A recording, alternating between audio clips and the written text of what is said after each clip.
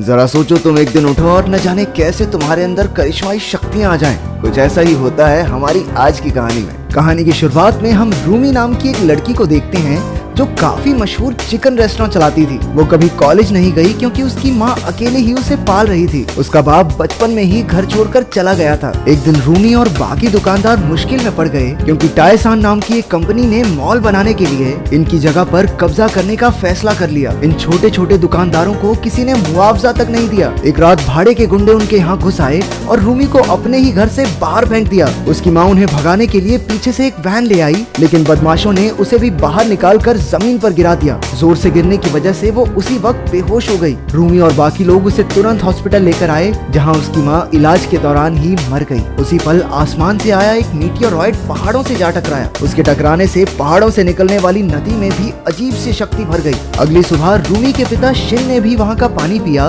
जिसका स्वाद बेहद अजीब सा था। फिर वो बैंक में पहुँचा जहाँ वो चौकीदार का काम करता है। उसके पेट में दर्द सा होने लगा था, जो शायद नदी के पानी की वजह से हुआ। फिर उसने नौकरानी को ऑफिस से छोटा छोटा सामान चुराना सिखाया, लेकिन नौकरानी ने तो एक ही बार में काफी चीजें चुरा ली, जिससे वो पकड़ी गई। शिन ने उसे देखा, लेकिन वो अपने रास्ते निकल गया। शाम को एक रेस्टोरेंट में उसका पेट कुछ ज्यादा ही दर्द होने लगा। अचानक उसके आसपास की सारी चीजें धीरे धीरे उड़ने लगी। सारे टेबल कुर्सियां खुद ही पीछे गिर गए। अब उसका दर्द बंद हो गया, लेकिन दुकानदार ने उसे नुकसान करने के लिए धक्के मारकर बाहर निकाल दिया। कुछ देर बाद शिन अपने छोटे से घर में लौटा और लेटकर एक सिगरेट अपने मुंह में डाली। जैसे ही वो लाइटर लेने के लिए आगे बढ़ा, लाइटर खुद ही उड़कर उसके हाथ में आ गया। ये देखकर वो थोड़ा हैरान रह गया, लेकिन तभी उसकी बेटी का कॉल आया। उसने बताया कि उसकी माँ की मौत हो गई है। शिन एक पुराना सूट पहनकर अंतिम संस्कार में पहुंचा, जहां वो अपनी बेटी को पहचान तक नहीं पाया, क्योंकि रूमी के बचपन में जब वो उन्हें छोड़कर चला गया था, तब से अब तक उसने रूमी को देखा ही कहाँ था। अचानक वहाँ प्रेसिडेंट मिन आ पहुंचा,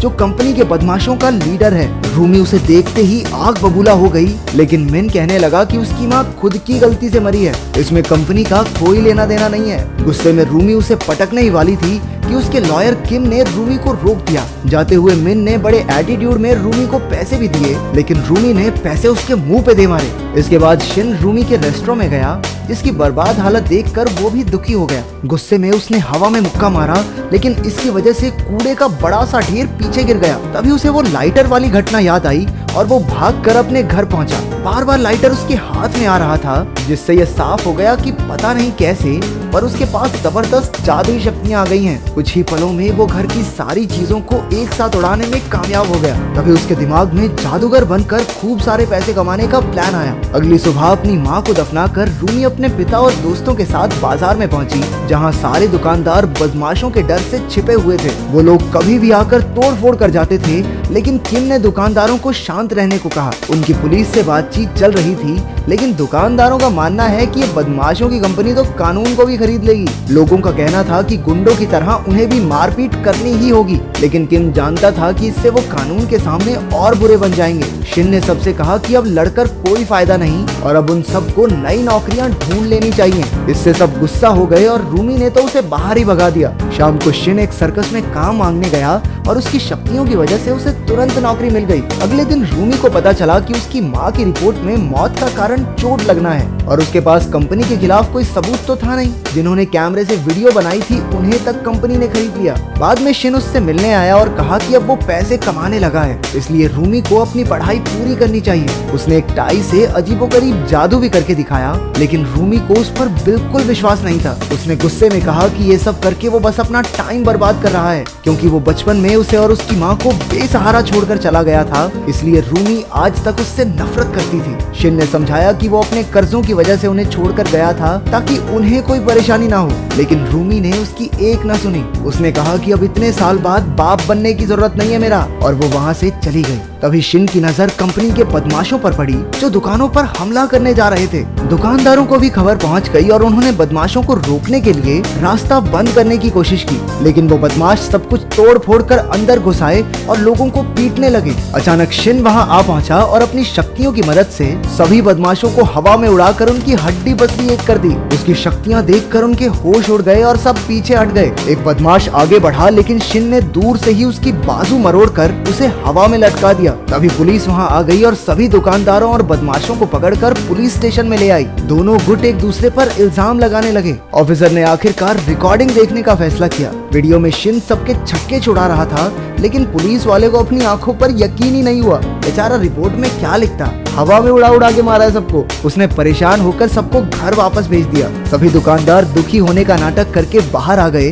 लेकिन असल में सभी बेहद खुश थे क्योंकि उन्होंने पहली बार बदमाशों को हराया था। लेकिन रूमी अभी भी अपने पिता से नाराज थी। बाद में शाम को बाजार के बाहर बैठे बदमाशों ने देखा कि कूड़ा अपने आप हवा में उड़ रहा है। जब उनकी खुद की कार भी उड़ने लगी तो सब डर के मारे वहाँ से भाग खड़े हुए। असल में शिन अपनी शक्तियों की मदद से तगड़ा बैरिकेड बना रहा था ताकि उसकी दुकानों तक कोई बदमाश ना पहुँच सके। जब किम ने उसकी शक्तियों के बारे में पूछा तो वो कहने लगा कि शायद ये शक्तियाँ उसकी पत्नी ने स्वर्ग से उसके लिए भेजी हैं। बाद में फिर किम ने रूमी को बताया कि उसके पिता बस उसकी सुरक्षा करना चाहते हैं। वो चाहे जैसे भी हो, लेकिन असलियत में उससे बहुत प्यार करते हैं। उधर बदमाशों ने जाकर अपने लीडर से कहा कि अब वो शिन का मुकाबला नहीं कर पाएंगे। अगले दिन रूमी ने आम लोगों से मदद मांगने के लिए वीडियोस बनाई और फिर अपने पिता के साथ भी बात करने के लिए राजी हो गई। उसे डर था कि इन शक्तियों की वजह से शिन के शरीर को कोई नुकसान ना हो जाए। उधर बदमाशों का लीडर कंपनी की मालकिन से बात करने आया। मालकिन ने अपने गुंडे बुलाकर लीडर को ही पिटवा दिया क्योंकि वो अभी तक जमीन खाली नहीं करवा पाया था, और वो खुद भी डर के मारे चीखने का नाटक करने लगी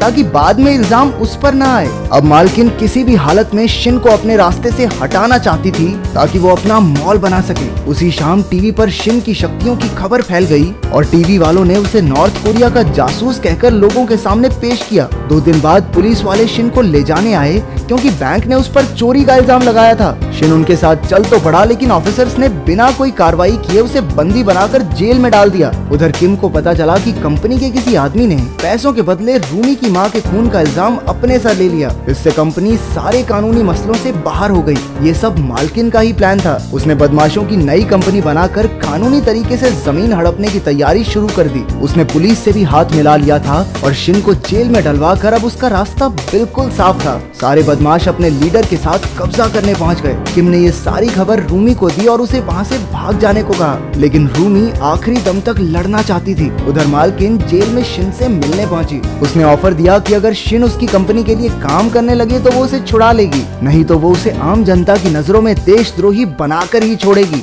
उधर पुलिस भी कंपनी के ऑर्डर्स पर बैरिकेड तोड़ने लगी, लेकिन रूमी और बाकी दुकानदारों ने छोटे बॉम्ब फोड़कर उन्हें रोके रखा। लेकिन पुलिस ने तो जेसीबी की खुदाई चालू कर दी। सारे दुकानदार अपनी जान बचाकर भागे। रूमी ने देखा कि एक आदमी मलबे में फंसा हुआ था और वो उसे बचाने लगी। तभी अचानक से जबरदस्त धमाका हो गया। दोनों उड़कर साइड में आ गिरे और लोगों ने उनकी मदद की। आखिरकार पुलिस बाजार में घुस ही गई। रूमी बाकी दुकानदारों के साथ दरवाजे बंद रखने की पूरी कोशिश कर रही थी। उन्हें छत तक पहुंचना होगा, नहीं तो पुलिस जरूर उन्हें जेल में डाल देगी। उधर जेल में शिन ने अपनी शक्तियों से एक पुलिस वाले का फोन छीना और लड़ाई की खबर देखने लगा। वो एक बार फिर से अपनी बेटी को अकेला नहीं छोड़ सकता था, इसलिए उसने अपनी हथकड़ियां तोड़ डाली और अपनी शक्ति से जेल की दीवार में बड़ा सा छेद कर दिया। वो धमाके से खिड़की से नीचे आ पहुंचा और सबसे पहले उसने उंगली घुमाकर मालकिन की कार तहस नहस कर दी। उसने धीरे धीरे उड़ना शुरू किया और कुछ ही देर में वो हवा से बातें करने लगा, लेकिन उसकी टक्कर एक बिल्डिंग से हो गई और सीधा नीचे आ गिरा। उसे एक बार फिर अपनी बेटी का ख्याल आया